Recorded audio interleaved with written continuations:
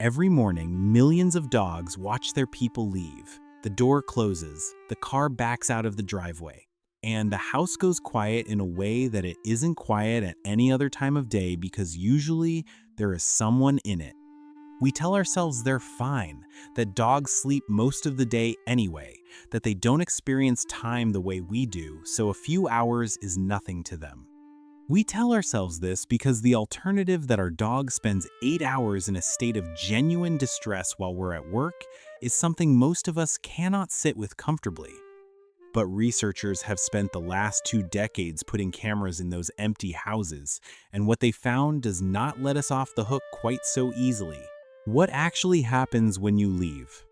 Studies using hidden cameras and physiological monitoring in dogs left alone have documented a consistent pattern. In the first 30 minutes after an owner's departure, most dogs show elevated activity, increased vocalization, and measurable physiological stress responses. Heart rate rises. Cortisol, the body's primary stress hormone, spikes significantly. For some dogs, this settles. They find a spot, they rest, and their physiology moves toward a calmer baseline. For others, an estimated 14 to 20% of domestic dogs, according to research from the University of Bristol, the distress does not settle. It persists or spikes repeatedly throughout the period of separation.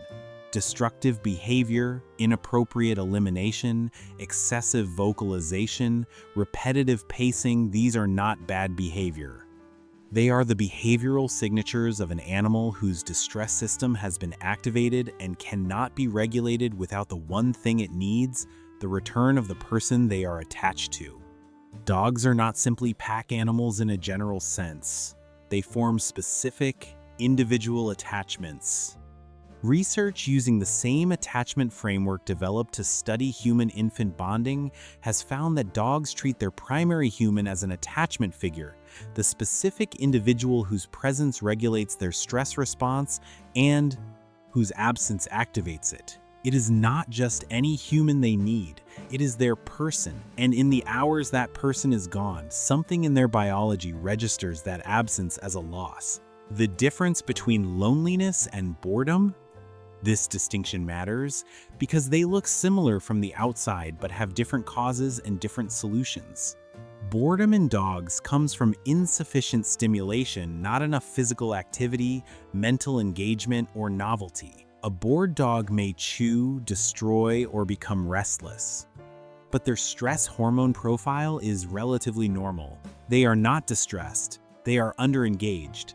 Give them more exercise, more enrichment, more interesting things to interact with, and boredom resolves. Loneliness is different. It is social deprivation. It is the state of a highly social animal whose need for connection is not being met. The cortisol signature of loneliness is different from boredom.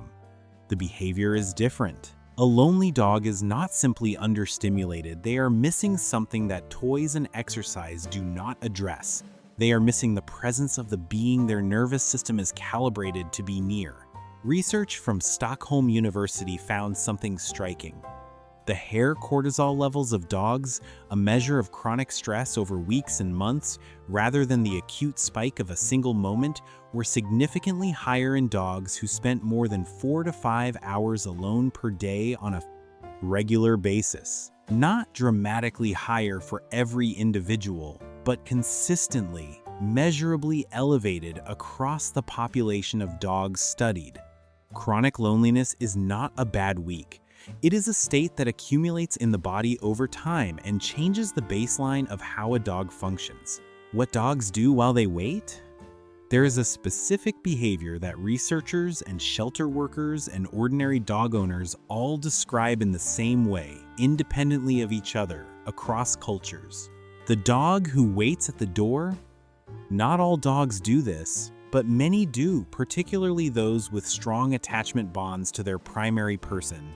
They position themselves near the entrance. They watch. Sometimes they bring an object, a toy, a shoe, a piece of clothing, and hold it. Sometimes they simply lie there, oriented toward the point where their person will reappear. What is notable is not just the waiting itself, but when it intensifies.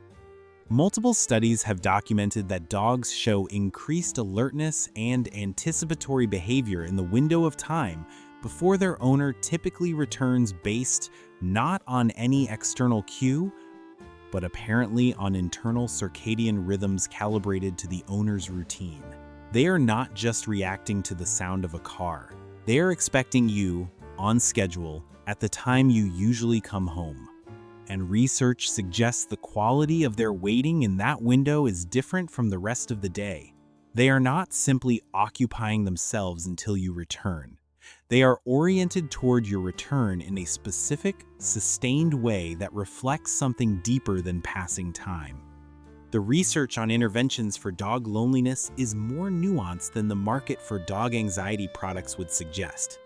Television, radio, and ambient noise help in limited ways. They reduce the acute stress of the first 30 minutes for many dogs by providing sensory input in an otherwise silent environment.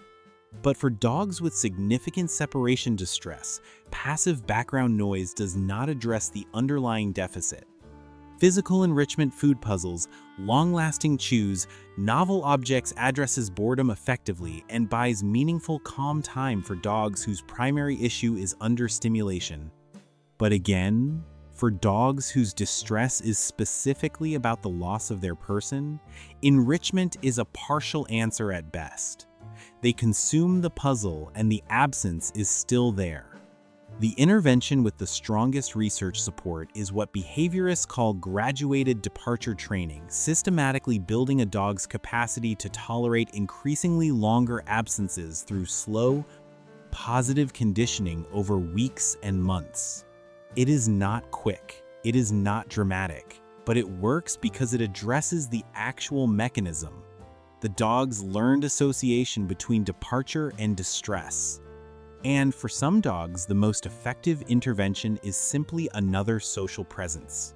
Not necessarily another dog. The research on that is more complicated than the intuition suggests, but a dog walker, a neighbor who checks in, a midday return. Something that interrupts the length of the absence before it crosses the threshold where chronic stress accumulates. The social species question. There is a deeper answer to the question of whether dogs get lonely. And it starts with what dogs are at a biological level. Dogs are not domesticated wolves in a simple sense. They are a species shaped across thousands of years specifically for social life alongside humans. The traits that were selected for attentiveness to human faces and voices, sensitivity to human emotional states, the capacity to form attachment bonds with specific individuals are traits that make a dog uniquely equipped to live in close social connection with a person. They are also traits that make the absence of that connection acutely felt. The very qualities that make dogs such extraordinary companions are the same qualities that make isolation hard for them. You cannot have one without the other. The reveal: dogs get lonely, not as a metaphor, not as anthropomorphism that makes us feel better about our relationships with them, as a measurable, physiological, behavioral reality that researchers have documented consistently across dozens of studies using objective measures. Your dog's cortisol rises when you leave. It falls when you return.